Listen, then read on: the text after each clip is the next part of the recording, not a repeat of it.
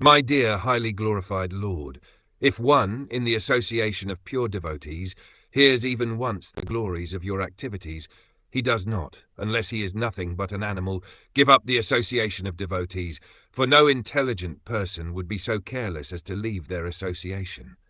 The perfection of chanting and hearing about your glories was accepted even by the goddess of fortune, who desired to hear of your unlimited activities and transcendental glories.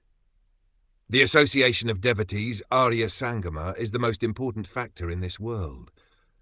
The word Arya refers to those who are advancing spiritually.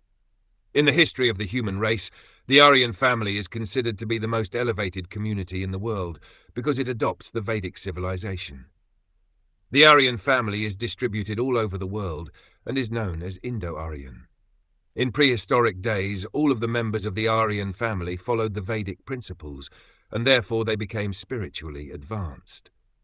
The kings, known as Rajrishis, were so perfectly educated as Kshatriyas or protectors of the citizens, and so greatly advanced in spiritual life that there was not a bit of trouble for the citizens. The glorification of the Supreme Lord can be very much appreciated by the Aryan family. Although there is no bar for others, the members of the Aryan family very quickly catch the essence of spiritual life. How is it that we are finding it very easy to spread Krishna consciousness among the Europeans and Americans? History reports that the Americans and Europeans proved their capability when they were anxious to expand colonization, but at the present time, being contaminated by the advancement of material science, their sons and grandsons are turning into reprobates.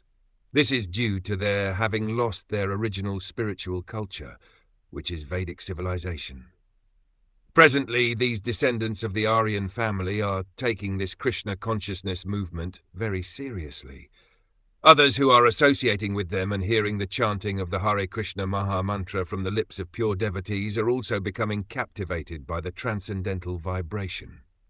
Transcendental vibrations are very much effective when chanted among Aryans, but even though one does not belong to the Aryan family, he will become a Vaishnav simply by hearing the mantra because the vibration has great influence over everyone.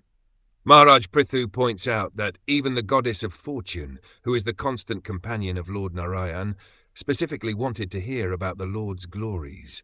And for the association of the gopis, who are pure devotees, the goddess of fortune, Lakshmi, underwent severe austerities.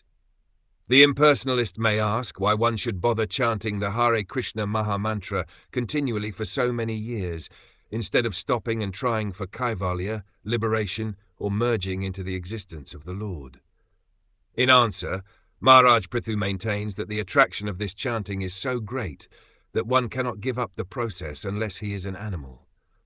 This is the case even if one comes in contact with this transcendental vibration by chance.